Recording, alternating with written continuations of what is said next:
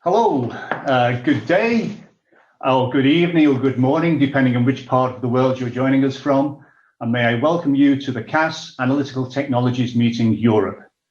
As you realize, it's a virtual symposium, so there are a few things that we need to put into place to make sure that things run smoothly.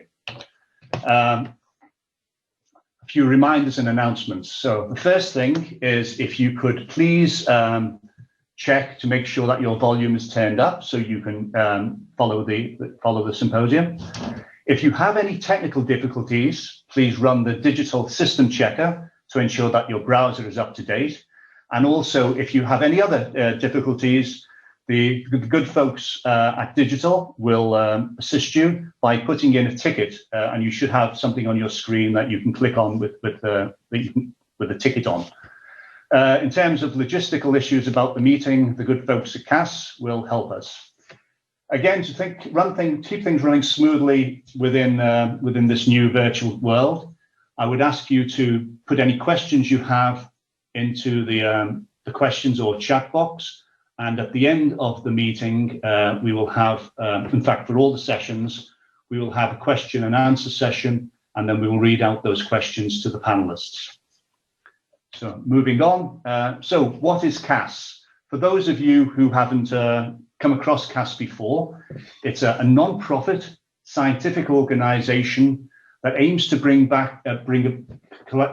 together professionals from industry, academia, and regulatory agencies to solve the common problems we have and advance the development of biopharmaceuticals. So in terms of doing this, the purpose is to share knowledge and best practice and trends in the industry. Also, any hot topics that happen to come up within that year. I mentioned that our community is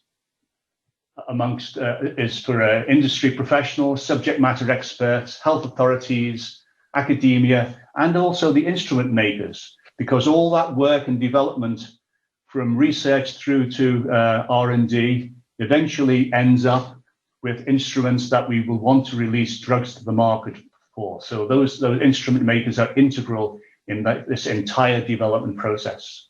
So we have our community, again, around regulatory, industry, and academia. It's an excellent forum for peer-to-peer learning. We keep up on the latest trends in industry and regulatory. And of course, we want to promote and develop the next generation of talent and scientists to our industry. So moving on, so the forums that we have in CAS that allow the sharing of knowledge is, of course, this forum, the Analytical Technologies Europe, bioassays, the CAS discussion groups, mass spectrometry groups, the CMC strategy forums, the CE, higher order structure, cell and gene therapy products, CAS regional forums, and every year in January, the well-characterized WCBP, which is possibly the golden standard for the interaction between regulatory and industry organizations. So we all aim to do as well as the WCBP. Moving on, again, who does it cover? We have global access. Even for this meeting, we have people attending from all over the world. We have representation in North America, Europe, Latin America, Asia Pacific. And I thought we had a quote from one of the attendees about what they get from this meeting. So prior to this, I thought that my company was the only one working on this issue. It was great to see that various companies engaging in conversation with the regulators in attendance on this. So, and of course, there's the capacity. Who does it cover? I mentioned it's a collaboration and an interaction between industry, regulatory, and academics. The attendance tends to be about 85% industry, 9% regulatory, and about 6% academics.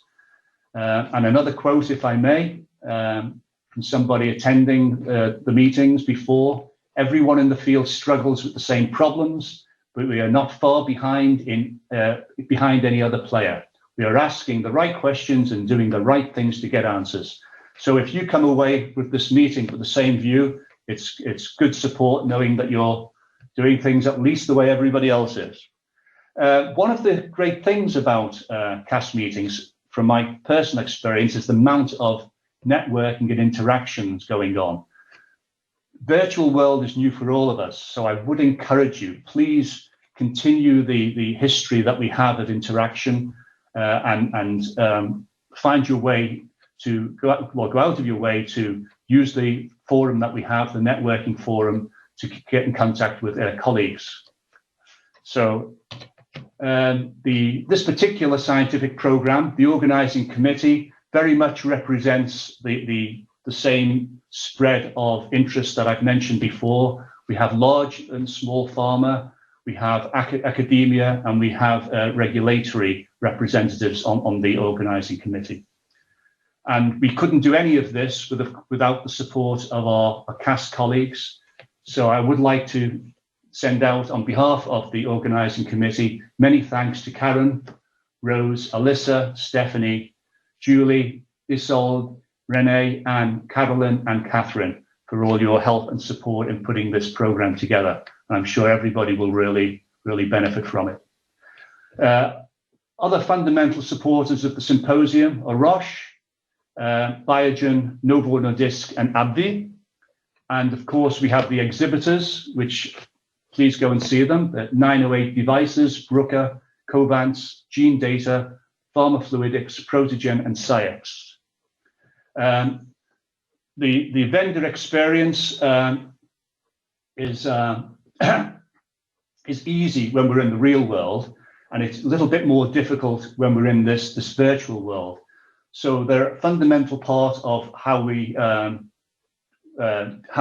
develop products. So please go and visit the vendors, but don't forget to opt in when entering a booth.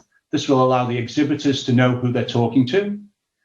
And the times you can see them, they'll be between 12:30 and 1300 Central European time, and 30 minutes following the end of each program day. The exhibitors also host seminars and real-time questions and answers through private Zoom meetings. And each vendor exhibitor showcase page or more, check each vendor exhibitor showcase page for more information. Thank you.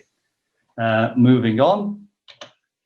Virtual posters. Again, a little bit more difficult than we could than in the real world, but we also have some advantages as well. So the posters can be viewed during the symposium. The authors will be available to answer questions between Tuesday and Friday from 12:30 to 1 Central European time, and 30 minutes following the end of each program each day. Each poster has a chat function to ask questions, and some authors have added additional content, brochures and videos that will help clarify their posters. Moving on, the roundtable sessions that we have, they will take place via Zoom on Friday from 2:10 to 3:10 Central European time. And you can find the links in the session schedule. Discussions will be limited to 12 participants, including the facilitator and scribe. So if there's a particular session that you really want to attend, please get there early. You can also take notes during the sessions. There's a section on the screen for note taking. These are strictly for reference only, actually no, sorry, that comes later. But they're strictly for reference only, and the recordings will be shared. Sorry, no recordings will be shared. Virtual meetings are a bit strange for me. All right. Reminders and announcements. Okay, it's a virtual platform. Use all the features on the virtual platform, including the chat, Q&A, and access to abstracts and slides. There's an online searchable program. Use this resource to see who's speaking, when, and the abstracts. And the networking. This is something that we've discussed in the committee, and we really want to encourage the networking that we usually do. And the digital world, or Digital, have built a forums for us to chat, either in privately or in bigger session. So we can help with we can help build that network. So continue to build our community. And this is the part I wanted to mention before. There's a note-taking feature that can be emailed to you directly after the session. So as it's going on, if you want to take notes on the screen, the notes will be sent to you and you alone, and then they will be deleted afterwards. So it's just another feature for you to get the most out of the meeting. So I think that's the end of that session. The next part is I will have the opportunity to introduce our next speaker. We'll talk about Raman optical activity. He's an eminent scientist from Glasgow University. I'll just give you his background. Laurence Barron has worked on the electric, magnetic, and optical properties of molecules. A special interest in chirality, brings a wider range of topics into his research, including Raman optical activity, which he predicted, observed, and applied to problems at the forefront of chemical and molecular research. His much cited book, Molecular Light Scattering Optical Activity, is a unique resource that has contributed to the growing impact of chirality on many areas of modern science. He was born in 1944 in Southampton, England, and studied chemistry at the University of London, graduating in 1965. From 65 to 69, he worked for his PhD at Oxford University under the supervision of Professor Peter Atkins on the theory of nonlinear optical activity and of polarized light scattering generally. From 69 to 75, he carried out his postdoctoral work with Professor David Buckingham at Cambridge University, with whom he made his first observations of Raman optical activity. He moved to the chemistry department at the University of Glasgow in 1975 as a lecturer, becoming Gardner Professor in 1998, emeritus from 2008. He is a fellow of the Royal Society, the Royal Society of Edinburgh, the Institute of Physics, and the Royal Society of Chemistry. He was awarded the prestigious Chirality Medal by the Società Chimica Italiana in 2011. And on that note, I think I will pass you over to Laurence to talk about Raman optical activity. Well, good afternoon, everybody. It's a great pleasure to be speaking at AT Europe 2020. And I'd like to thank Carl and his colleagues for inviting me to talk about my favorite subject, namely Raman optical activity. Raman optical activity, ROA for short, it's a form of Raman spectroscopy with circularly polarized light that's sensitive to molecular chirality. That means right or left-handedness.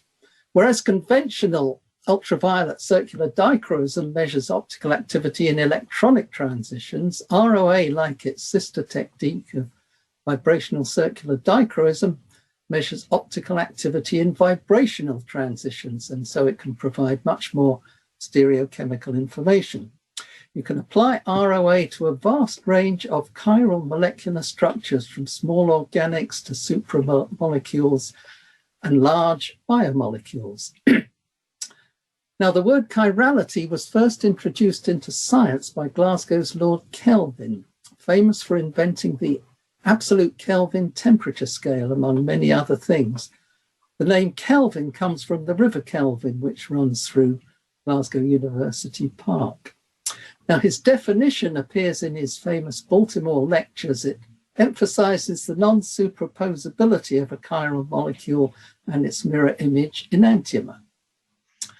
Now, I'd better briefly remind you about basic Raman spectroscopy itself. So Raman spectroscopy provides vibrational spectra by inelastic scattering of visible light. So you have an incident laser beam, frequency omega, passing through a sample, light scattered in all directions. You sample the light in a particular direction. Most of the scattered light has the same frequency omega as the incident light. That's Rayleigh scattering. Tiny components, though, are found with frequencies shifted slightly lower, and those are the Stokes-Raman bands. So It provides vibrational spectra via inelastic scattering of visible light. As the photon bounces off the molecule, it can leave the molecule in an excited vibrational state, and so it comes off with a reduced frequency. So you analyze visible scattered light with a visible spectrograph. This is the sort of thing you'll see at 0 frequency shift. You get a very intense Rayleigh band. Come away to lower frequency and you get all these lumps and bumps which correspond to the various vibrational Raman bands. Multi-channel detection can give you the full vibrational spectrum from about 50 to 4,000 wave numbers in a single acquisition. Now, there are 2 equivalent ROA experiments. This one, ICP, incident circular polarization ROA. You measure the Raman intensity in right circularly polarized light, measure it in left, and take the difference. You can do it the other way around. You can use unpolarized incident light and measure tiny right and left circular components in the scattered light. Now, this first one, the ICP strategy, that was employed for the first observations in 1972. But the SCP strategy has got significant advantages, and it's the basis of a later generation of instrument. This is what a typical ROA spectrum looks like of a small chiral molecule, phenyl ethanol. That's the parent Raman there. We're going from about 100 to 1800 wave numbers. That's the ROA spectrum of the R+ enantiomer. So that spectrum there is that one measured in right circularly polarized light minus that measured in left. So it's a signed quantity like conventional UVCD. Bands can be negative or positive about the 0 line. But you see, you've got bands coming from all over the molecule, so you're just drowning in stereochemical information. Put in the mirror image enantiomer and it all turns upside down, as it should for a chiral observable. Here's me making the first measurements of ROA in Cambridge in 1972. So this is using the ICP strategy in 90-degree scatter, in 90-degree configuration. Here are the pioneers of ROA, the early pioneers. This was taken in Switzerland, 1976. There's me, Werner Hug, and Larry Nafy. Many of you will know Larry Nafy and his partner, Rena Ducor, through their company BioTools. I'll very briefly sketch the basic theory of ROA. It originates in interference between light waves scattered via the polarizability and optical activity tensors of the molecule. Something I discovered this new fundamental scattering mechanism during my PhD work with Peter Atkins in Oxford in the late 1960s. So here are the relevant molecular property tensors. The familiar polarizability involves 2 electric dipole transition moments.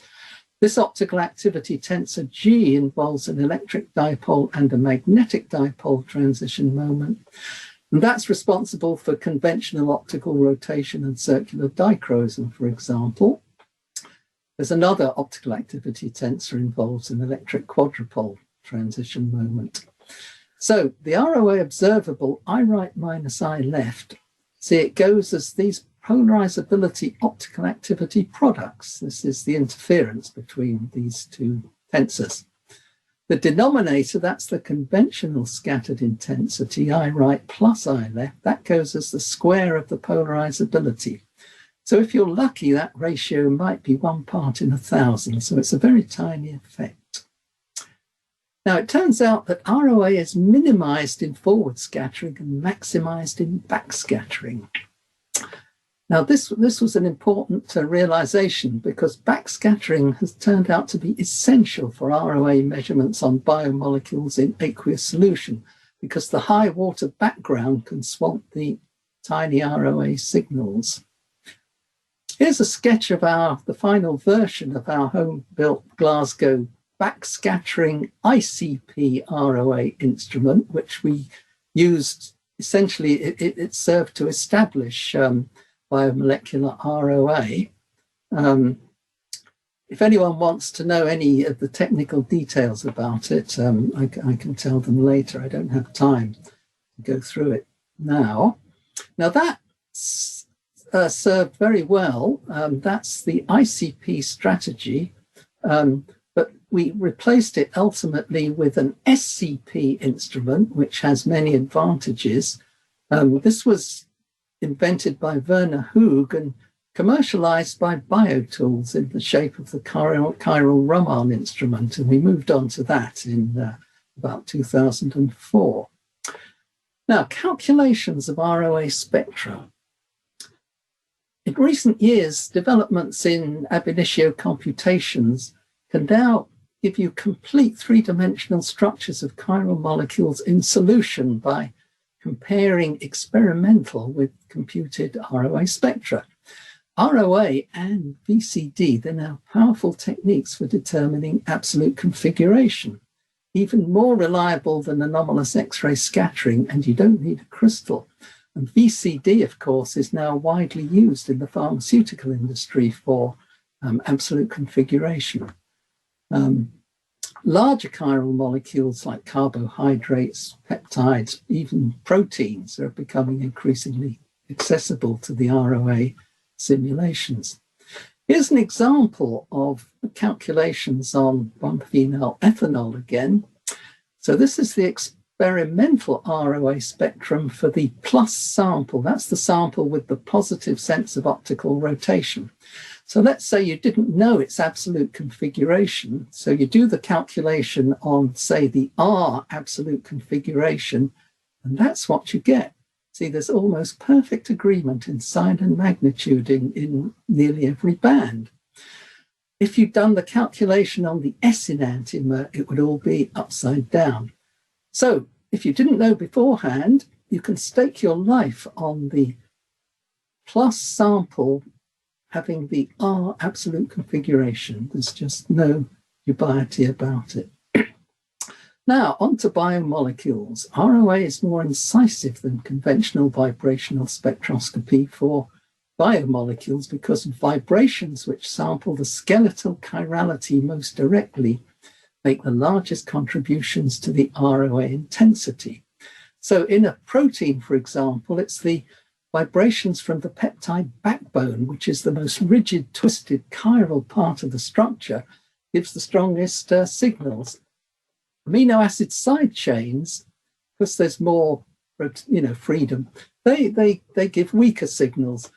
So ROA spectra of a protein, say, is dominated by bands from the peptide backbones, whereas conventional Raman is dominated by bands from the amino acid side chains, which tend to swamp the backbone bands. So ROA gets right into the chiral guts of large biopolymers. I like to think of it as the Heineken of spectroscopies. It reaches those parts other spectroscopies fail to reach. You get excellent spectra from the whole panoply of biomolecules, all in aqueous solution. You can even isolate ROA of the coat proteins and the nucleic acid core in intact viruses, and the carbohydrate and polypeptide part of intact glycoproteins. Now, this is what a typical protein ROA spectrum looks like. Hen lysozyme, there it is. That's the parent Raman running there from about 200 to 1800 wave numbers. Here's the ROA. Every little lump and bump is real and reproducible and telling you something about the three-dimensional structure of the protein. I've highlighted the secondary structure bands, alpha helix and beta sheet, because you see those are dominant. But there's also, useful side chain bands. Tryptophan, for instance, is very prominent. Now, here's the ROA of a set of different protein folds. The significance here of ROA, it detects both secondary structure, but also tertiary structure via bands from the spaghetti, from the loops and turns. So there's the ROA of an all alpha fold, serum albumin. There's an all beta fold, immunoglobulin. Here's an alpha plus beta fold, ribonuclease A. alpha/beta, that's subtilizing Carlsberg, and a natively unfolded protein at the bottom. You see, they're all quite distinct patterns. Now, these sets of protein ROA spectra are ideal for applying pattern recognition, multivariate analysis. Now, George Tranter, who many of you may know, he's an expert on multivariate analysis. So he kindly set up for us a nonlinear mapping system. And these are the sorts of results you get. So this is a two-dimensional scatter plot. So proteins with similar folds tend to cluster together. So on the right side here, these red dots, those are all alpha proteins. On this side, the dark blue, they're all beta. So in between, there are various combinations. At the bottom here, these are all disordered and then mainly disordered. So top to bottom, we're going from order to disorder. Now, if you average the ROA spectra for those different clusters, for the all alpha cluster, you get that spectrum there. So that's a nice model spectrum for an all alpha protein. All beta cluster, you get that spectrum there. See, all quite distinct from all alpha. And that's all disordered there. And then various combinations, you get sort of various superpositions of those. I want to highlight here, this one here, all disordered. That's characteristic of something called polyproline 2 helix, which has been very important in ROA studies. Now, PP2 helix came up from UVCD when it was suggested that PP2 helix, not random coil, is the main conformational element in disordered polypeptides. 3 PP2 chains make up the collagen superhelix, but you don't generally need proline. Most amino acid sequences can support PP2. So it's an extended left-handed helix. There's no intrachain hydrogen bonds, stabilized by hydrogen bonding to water, both backbone and side chain. It lives here in the Ramachandran surface next to the beta sheet region. And it's a major structural element, as I'll show you, in natively unfolded proteins and in unfolded sequences. It's associated both with normal function and misfunction. So here's our model PP2 ROA spectrum. So this is a disordered polypeptide, polyglutamic acid. So that's the main signature, that strong positive ROA band at about 1320 wave numbers. Now, this PP2 assignment has been reliably confirmed by calculations. But unlike X-ray and NMR, ROA is a powerful technique for studying PP2. X-ray and NMR, they don't see it properly because it's too mobile. Now, protein misfolding and disease. So as we all know, Alzheimer's, Parkinson's, prion disease, amyloidosis, protein misfolding diseases. You've got this familiar picture here. You can have partially folded or unfolded states. They can have a propensity to form extended cross beta sheet, which can then associate into amyloid fibrils. ROA has provided new insight into structural elements present in unfolded and partially folded proteins that may be associated with this fibril formation. Now, this example first put us onto the importance of PP2, human lysozyme. It's less stable than other lysozymes and is associated with amyloidosis. When destabilized, it can form amyloid fibrils. So if you heat it to 57 degrees at pH 2 and leave it sitting over about 24 hours, it slowly turns into genuine amyloid fibrils, not amorphous aggregates. So here's the ROA spectrum of native human lysozyme. I've highlighted alpha helix bands here in yellow. Here's the ROA of this destabilized human lysozyme, the prefibrillar state, and you can see the alpha helix has melted, and you've got nice strong PP2 band there.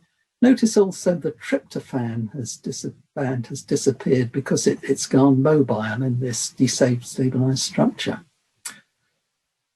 Well, this suggested the idea that perhaps PP2 is what they called the killer conformation in a paper 20 years ago now.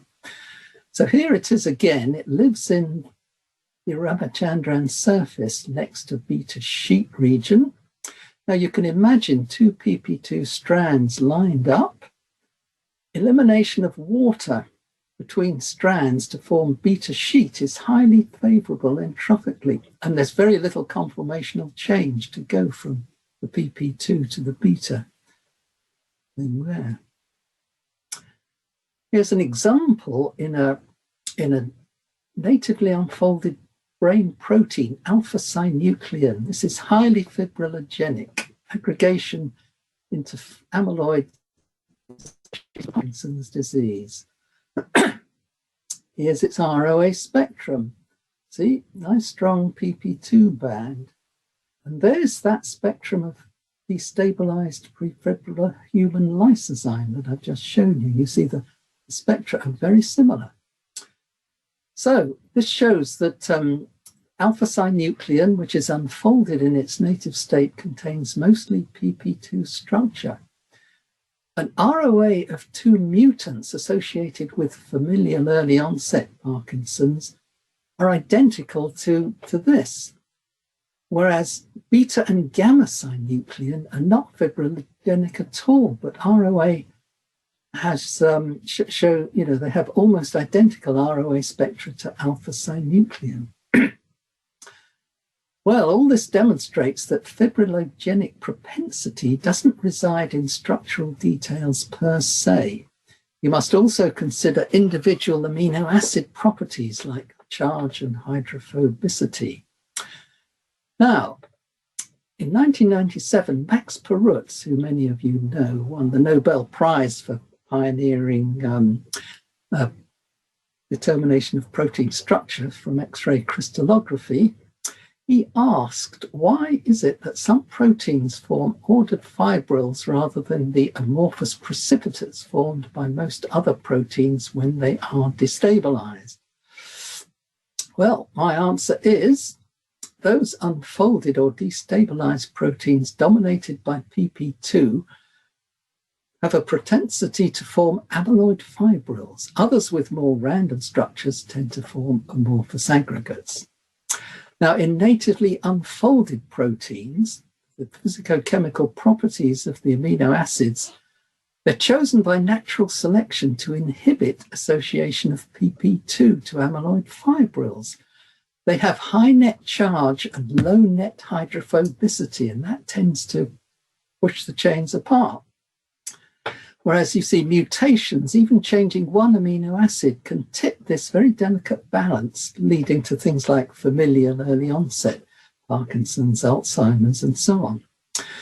But now in natively folded proteins that have been denatured, destabilized, if newly exposed sequences are dominated by PP2, they haven't been selected to resist association, so you can get amyloid fibril formation, like in that nice example I showed you of human lysozyme.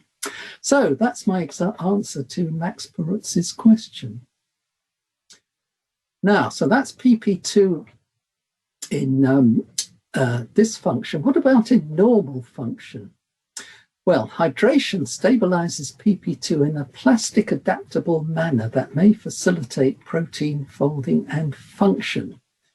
So in particular, natively unfolded proteins, for example, often adopt the alpha helical conformation on binding. The interchange of PP2 and alpha helix is very facile. You saw with human lysozyme that, in the folded protein, alpha helix melted into PP2. Now in Moby Dick, this statement appears halfway through the book as they're sailing around the world looking for whales. There are some enterprises in which a careful disorderliness is the true method. And see, that's what I say PP2 has. It has this careful disorderliness. It's, has a rough conformation, but it's very flexible around that. So it's all nicely set up to change on binding or interacting. Now, PP2 is also found in many folded proteins, where it often dominates any disordered sequences. Here's a nice example, the prion protein.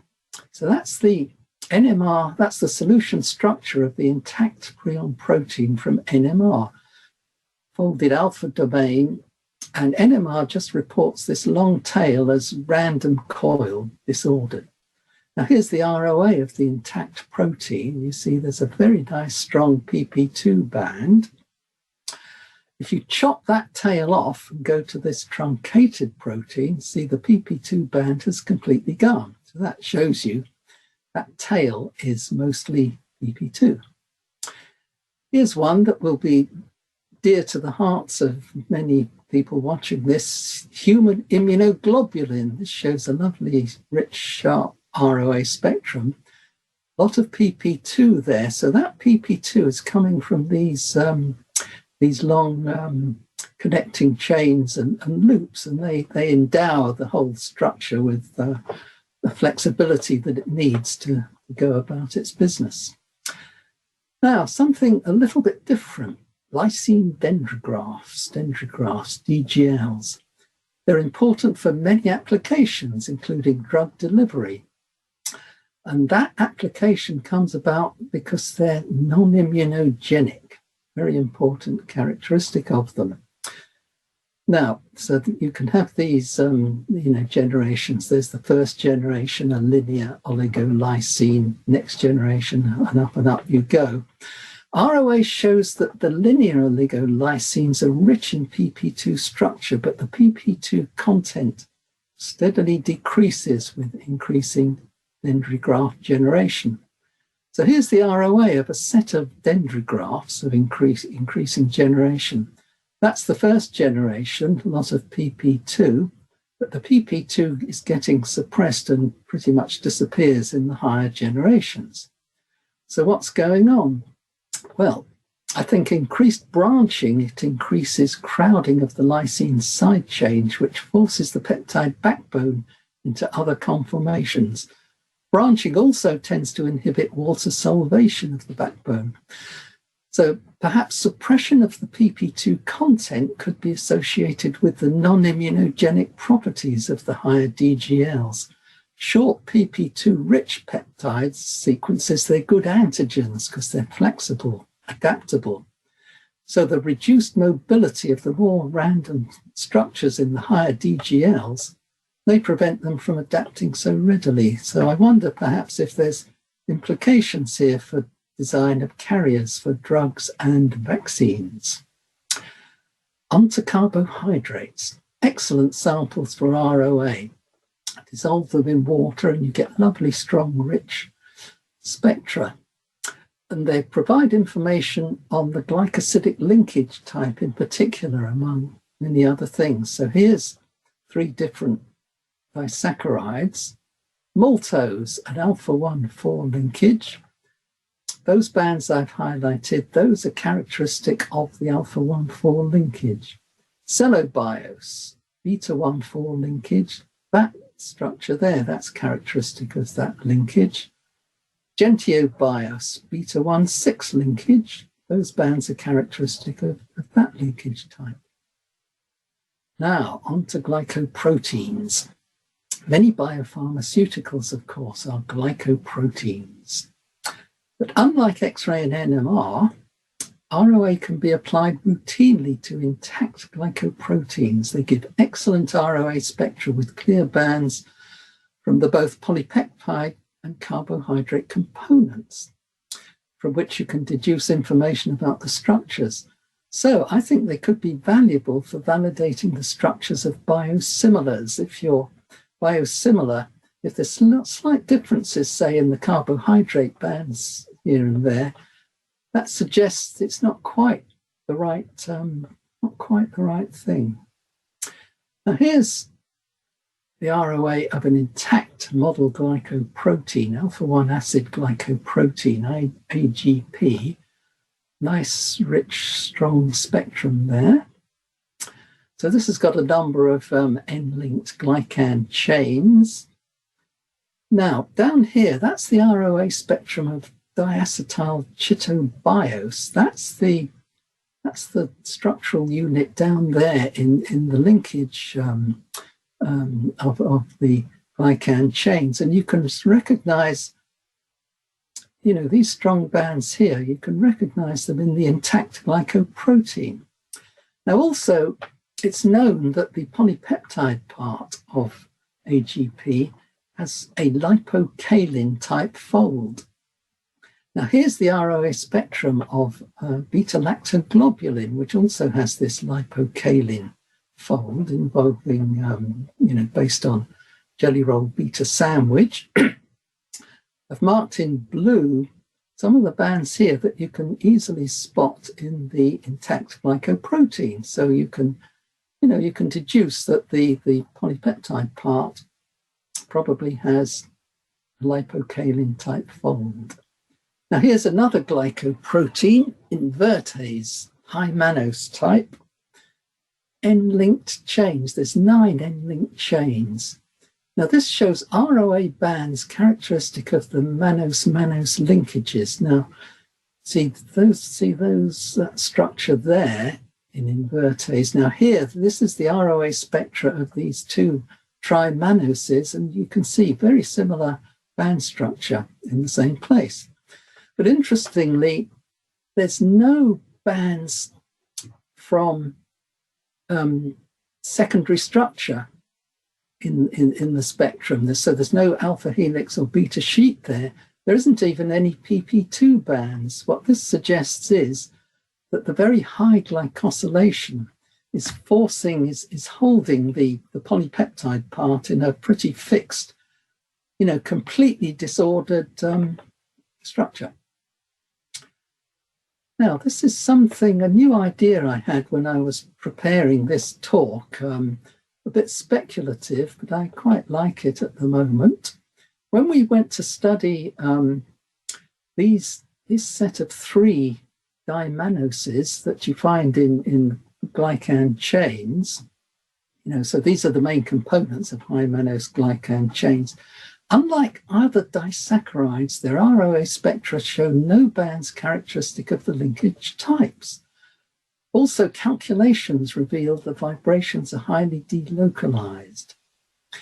So I wondered, is the greater conformational freedom of mannose oligomers why nature selected them as key constituents in N-linked glycans in glycoproteins like immunoglobulins, so they can readily adapt for optimum interactions with other biomolecules like antigens. So here's my question. Do mannose oligomers endow N-linked glycan chains with a careful disorderliness like pp2 in polypeptide sequences? So I wonder if people could tell me, is this well known, or is this a new idea? Is it a silly idea, or is it important? I'd be interested to hear if anyone has ideas on that. Now, an interesting article appeared in Chemical and Engineering News earlier this year. It said scientists want to understand the carbohydrates that help mask viral proteins from the immune system.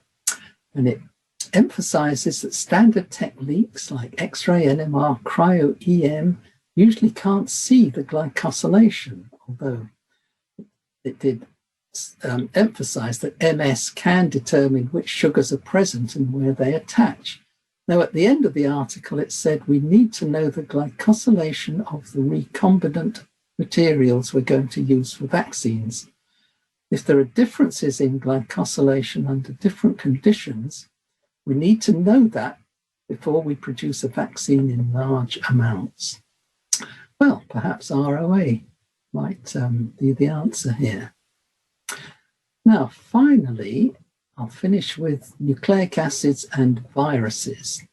Nucleic acids, like carbohydrates, give a lovely samples for ROA, nice, rich, sharp spectra.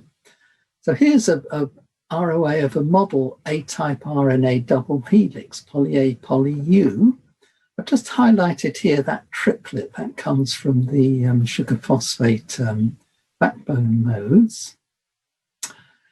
Now, onto viruses. Remarkably, most virus types, filamentous, cylindrical, icosahedral, they give excellent ROA spectra. And the coat protein folds can often simply be read off.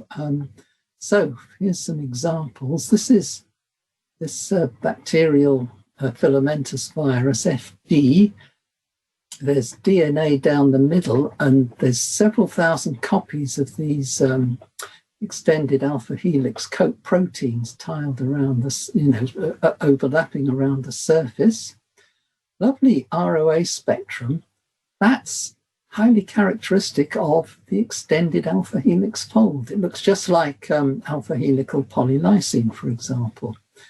Here's tobacco mosaic virus. Each of those yellow blobs has the fold of this helix bundle, and that is a typical ROA spectrum of a helix bundle fold.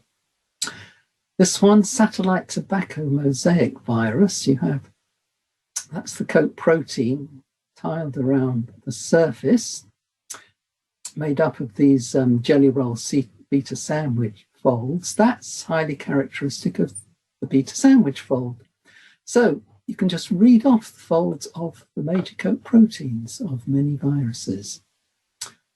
Finally, this is a study of Calpi mosaic virus, which gave us both protein and nucleic acid structure information. So there's the intact virus. You have this, these are the coat proteins are tiled around the surface. Now that's the ROA spectrum of the empty capsid. So the RNA has been taken out, and that's highly characteristic of the jelly roll beta sandwich fold of the constituents of these coat proteins. Here's the ROA of the intact virus with the RNA inside. You can see some extra bands have appeared. If you subtract that from that, out pops this beautiful bubble ROA spectrum of an RNA helix. So there's that triplet I pointed out to you a few slides back from the, the poly A, poly U. So what this tells you, and there's some other detail in it as well, it tells you that the nucleic acid core is made up of single-stranded A-type RNA helixes. Now that was actually new information. It wasn't known before. Although viruses give, they often crystallize and give very good X-ray structures of the coat proteins. Very often you can't see much about the nucleic acid because it's too disordered. So that was a very satisfying result. Well, that study of Calpi mosaic virus, that sort of represents the apotheosis of all my biomolecular ROA studies. So with that then, I'll just go on to the summary. So ROA spectra of a vast range of chiral molecular structures can be measured, especially powerful for absolute configuration and for biomolecules in aqueous solution. Valuable for the many proteins and viruses inaccessible to X-ray and NMR, especially natively unfolded proteins and proteins containing both folded and unfolded domains and glycoproteins. Could be valuable for validating biosimilars and vaccines. And now here's something interesting. It could be the ideal technique for studying the structures of the newly discovered glycoRNAs, which were reported last year and which generated huge excitement. What are these doing? What's their function? And are there any pharmacological implications for them? And there's many new instrumental possibilities for ROA using UV excitation, 2D correlation analysis, resonance ROA, SIRS ROA, CARS ROA, and on and on. Finally, here's two books which have a lot about ROA in them, if anyone wants to read up further. They're highly complementary. So there's my book, and there's this one by Larry Nafee. And there's also this article I wrote a couple of years ago on the development of biomolecular ROA, and that's available open access. So it's anyone can download it. I should mention that since submitting my slideshow, I've made a few changes. There's a few slides taken out and a couple of new ones put in. If anyone wants this final version that I've just presented, if they email me, I'd be happy to send them a copy. Well, that's it. And thank you very much for listening. Thank you, Laurence. Right. Harold, can you access the questions? I am trying to currently, but somehow I do not have any yet, but then I'll just take the chance to ask my own question. Laurence, as I work with toxins, which typically you do not want in higher concentrations, no. What are the normal protein concentrations you would need for good spectra? Well, here you've kicked the Achilles heel of the technique at this in the standard using the standard instrumentation. Quite high concentrations you need. Yes, quite strong solutions of smaller molecules. Proteins, you need something like 10 milligrams per mil, something like that. But let me say, though, Werner Hug has developed, he developed a microcapillary sampling system. I've always used nice, well-defined rectangular quartz fluorescent cells, but he's very clever with technology.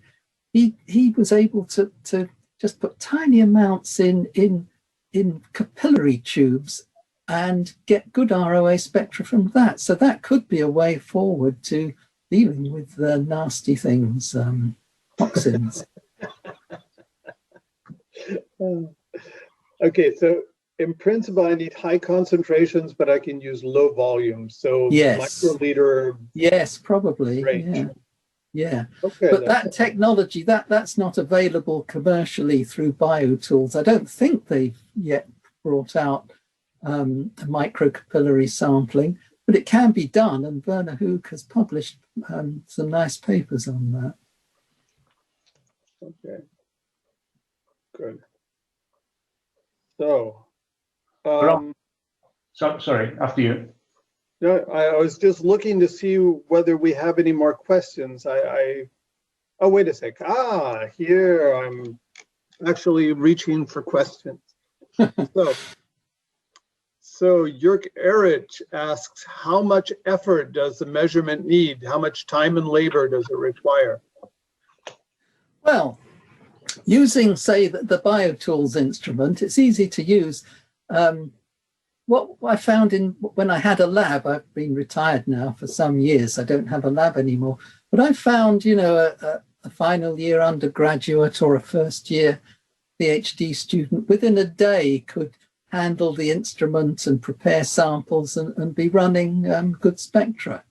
And the BioTools instrument, it's pretty routine, in fact. So that's not a problem now. Okay. Then Cosimo Pinto says, thank you for the presentation first. Would you know if it's possible to adapt any Raman instrument to perform such ROA measurements? Absolutely not. Lots of people have had their fingers badly burned trying to do this. It's a very tiny effect. At most, 1 part in 1,000 is good. You have to be sensitive to about 1 part in 10,000.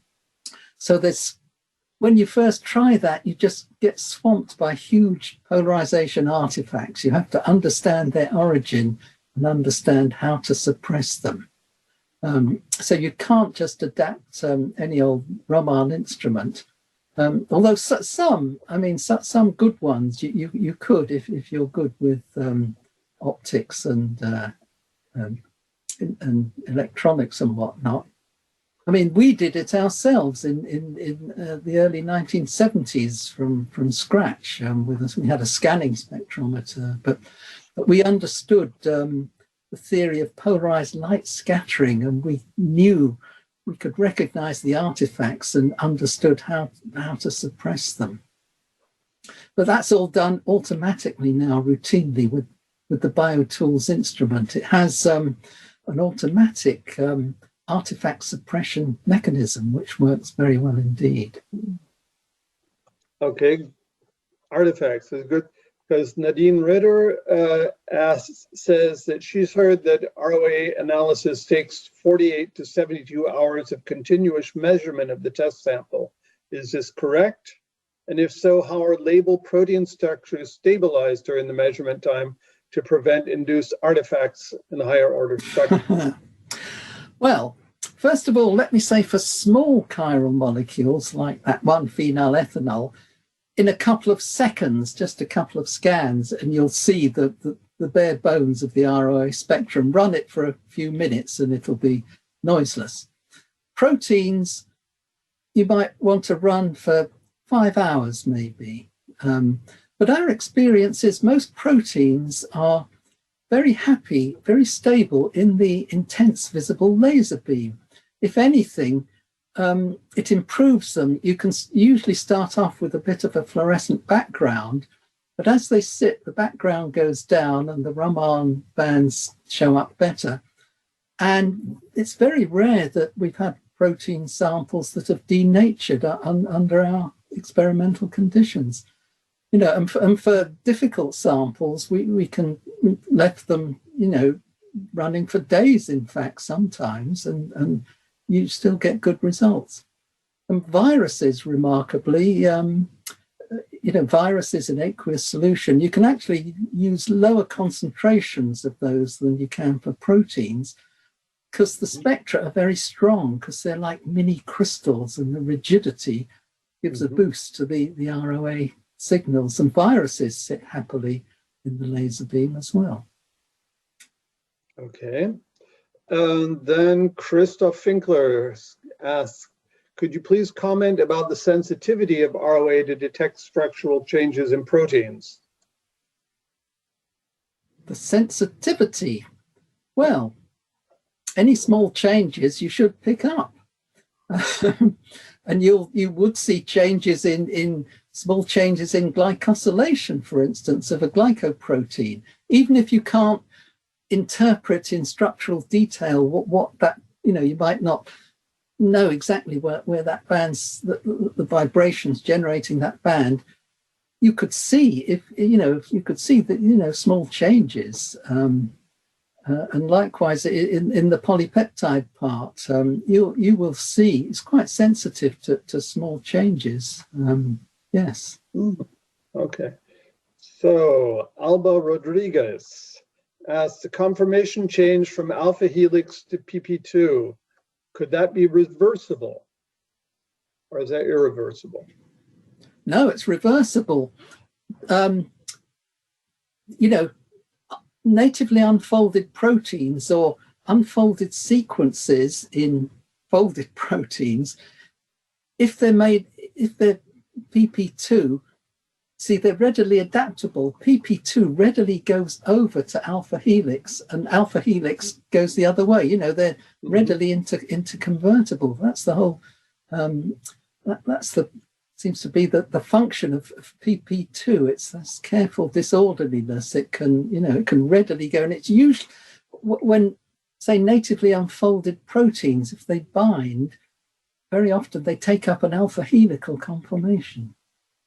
So it's a transitional form. Transitional? No, they'll go over to alpha helix on binding or okay. Yeah. I mean, I think alpha-synuclein itself. I think they call it a chameleon protein. Under some conditions, it will take up an alpha helical fold, in fact. Okay.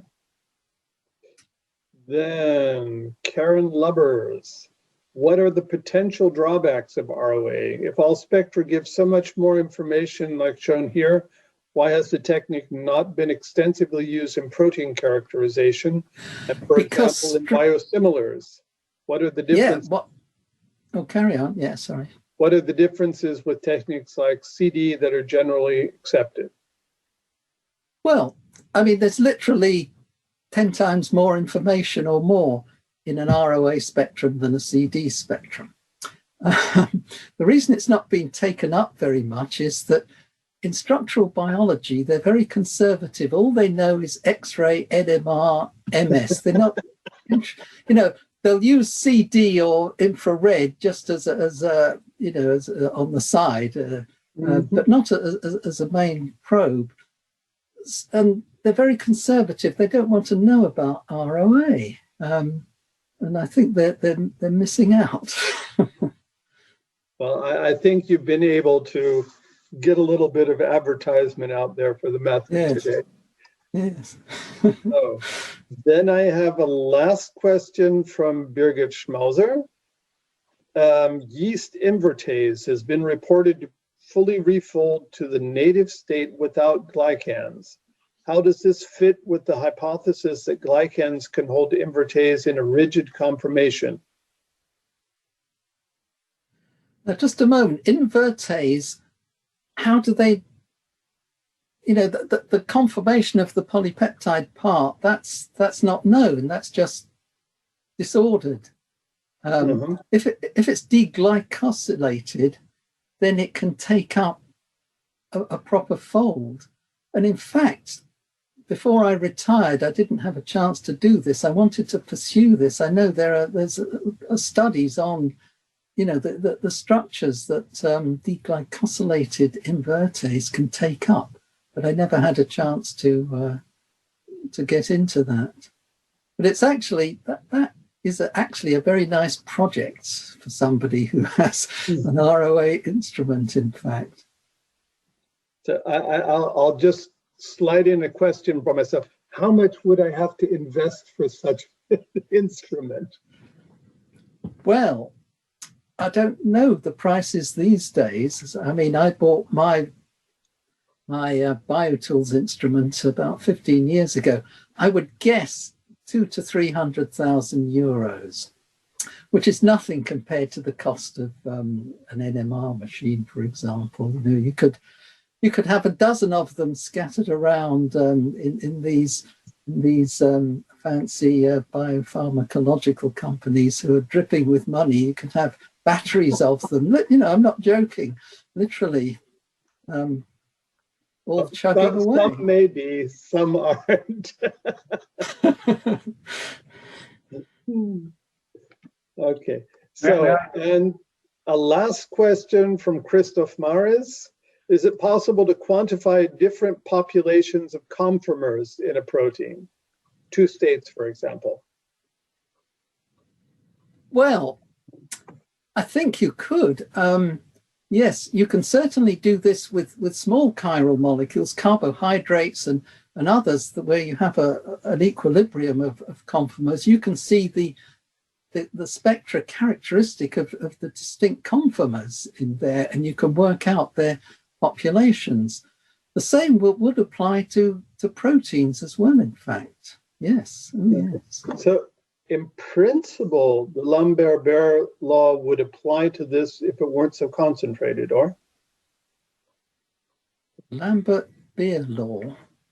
That's got nothing to do with Raman.